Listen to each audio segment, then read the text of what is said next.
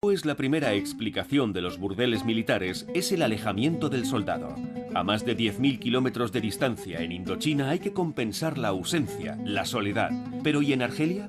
¿Cómo justificar la creación de nuevos burdeles militares en Argelia cuando todavía formaba parte de Francia? Los jóvenes franceses llamados a filas en Argelia durante 8 años han tardado en hablar, en describir los saqueos, las torturas y las ejecuciones sumarias. Y pocos se han explayado sobre esos burdeles militares que a veces formaban parte integrante de su vida de soldados. Sin embargo, había suboficiales encargados de organizar esos burdeles militares. François Bar era uno de ellos. El Estado Mayor consideraba que era un mal necesario. Cuando yo era jefe del comando de caza de Argelia, una vez conseguí llevar a 2 de mis secciones a Tlemcen. Los llevé a la plaza de Tlemcen y les dije, ahí enfrente tenéis 2 bares y entre los 2 bares hay un burdel. Son las 2 de la tarde. A las 5 salen los camiones. Lo que hagáis entre medias no es asunto mío. Al día siguiente observé que estaban mucho más animados, más sonrientes. No sé qué habrían hecho, si habrían consumado en el burdel o se habrían conformado con ir al bar. Pero sé que habían recuperado el ánimo y eso era bueno. Claude Gerard era enfermero militar en Argelia. Una de sus misiones consistía en hacer controles sanitarios 2 veces al mes a las prostitutas de los burdeles militares. Estaban realmente integradas en el regimiento. Tampoco diré que estaban al mismo nivel que el cuerpo de ingenieros militares ni nada de eso, pero sí que formaban parte del regimiento. El ejército y concretamente el Servicio de Operaciones Psicológicas instauró un reglamento muy preciso.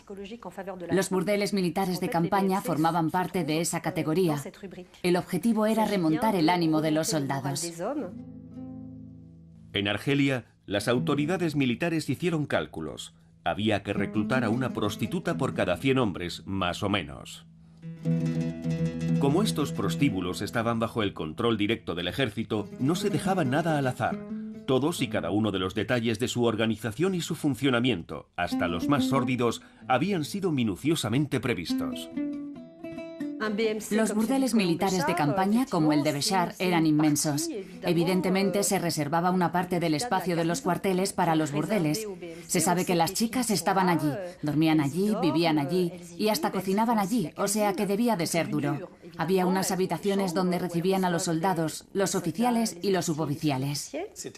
Recuerdo que por dentro estaba totalmente cubierto de azulejos verdes. Había un bar y 2 o 3 habitaciones. Había 2 regimientos, el segundo regimiento de cazadores africanos, que era el mío, y el tercero de coraceros, que era el otro regimiento. Eso eran varios cientos de hombres, y las chicas tenían mucho trabajo. Unos 60 polvos diarios. Era como ir al matadero. Cuando les tocaba trabajar, hablando en plata, echaban un polvo cada 10 minutos. Y los días en que estaba abierto el burdel, lo hacían casi ininterrumpidamente todo el día. Era un gran edificio, una sala grande donde habían construido unas barracas con telas que no llegaban al suelo y sin techo. Estaban solo cerradas con unas cortinas. Debían de medir un poco más de 2 metros por 3. No había agua corriente. Tenían jarras y palanganas, una cama y una mesita. Todo muy escueto. Y el personal femenino eran mujeres de una cierta edad. Quizá estuvieran bien para los tiradores senegaleses, pero nada más verlas, mi capitán dijo, esto no es lo suficientemente glamuroso para mis soldaditos.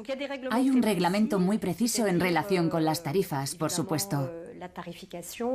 Con el número de horas de trabajo al día, o con la rotación entre soldados, oficiales y suboficiales, porque nunca frecuentaban juntos a las mujeres. Los soldados rasos tenían el primer nicho horario. Los suboficiales tenían el siguiente, después de medianoche. Y si los oficiales honraban a Madame Zobeida con su presencia, eran recibidos el resto de la noche. Después de varias semanas pateando el desierto, siempre se agradece una semanita en Argel. Esta realidad dista de lo que el ejército accede a enseñar cuando habla del ocio de sus hombres en Argelia. Los soldados salen impecables. Las escapadas entre camaradas se desarrollan en un ambiente de lo más cordial. En el bar beben leche y hasta se ruborizan un poco delante de las chicas. Evidentemente no se podía mostrar a los soldados haciendo cola en el burdel militar, y las autoridades prefieren ignorar los informes que aseguran que el ejército es el principal lugar en el que se consolida el hábito y la necesidad de la prostitución. Pero todo lo bueno tiene un final. Los comandos regresan a la base aérea donde les espera una buena noticia. Al día siguiente tendrá lugar una operación aeroportada.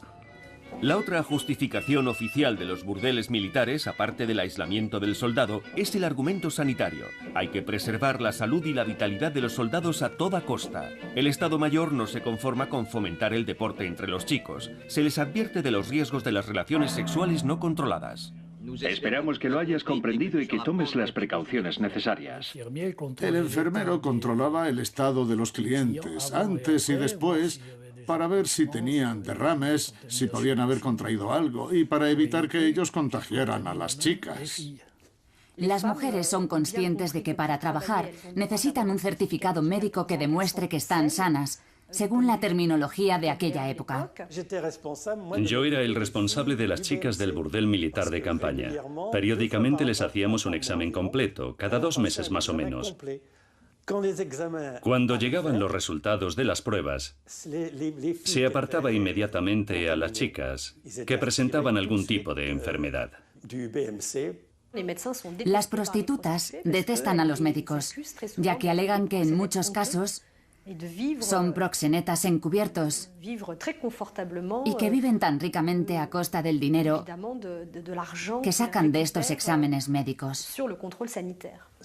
Lo cierto es que las chicas intentaban burlar la supervisión porque si estaban 3 semanas de baja, imagínese, 3 semanas sin ganar dinero.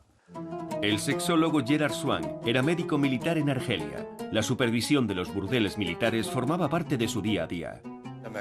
La madame era muy amable. Me decía, venga cuando quiera, doctor. Le acogeremos como se merece y podrá usted escoger a la que quiera. Me proponían cosas como, venga, puedes echar un polvo gratis y me dejas en paz. Me tentaban para evitar los exámenes médicos.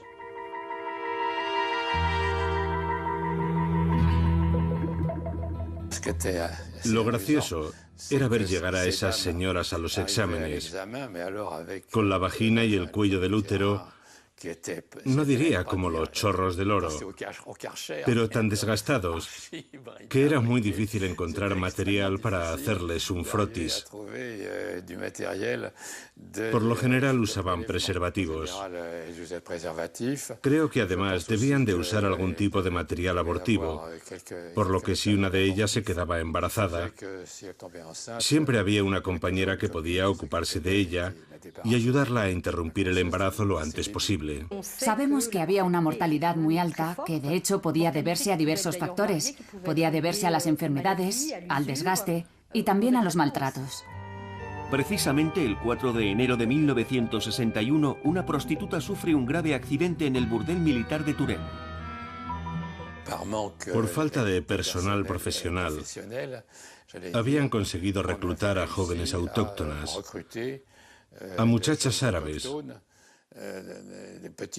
usando medios más o menos dudosos, lo que dio pie a una serie de escándalos, porque entre ellas había menores. Pero todo aquello se acabó tapando. Hubo una menor que sufrió un accidente extremadamente grave en el marco del burdel militar de Turén. Una perforación de matriz, una perforación del útero, a consecuencia de las relaciones sexuales extremadamente repetidas y violentas. Era inhumano volver a ponerla en circulación. La opinión pública se indigna, pero sigue sin aparecer nada o casi nada en los libros de historia. El ministro de Defensa recibe informes sobre el caos en el que están sumidos los burdeles militares del norte de África. Le advierten de la corrupción de menores en la que se incurre para paliar la falta de efectivos, de la existencia de cajas negras y de los ritmos de trabajo infernales. Tras el escándalo de Turenne, las autoridades militares se limitan a anunciar que la legislación francesa no afecta a las mujeres indígenas ni a sus empleadores, ya que ejercen la prostitución siguiendo sus propias costumbres y tradiciones que se extinguirán con la emancipación de las antiguas colonias francesas. Paralelamente, Francia se enfrenta a una demanda cada vez mayor de mujeres por parte de los soldados. Y es que hasta 1966, en el marco de la OTAN, el ejército americano dispuso de bases como aquí, en Évreux. Este hecho modificó considerablemente la atmósfera de la apacible prefectura del departamento de Eure.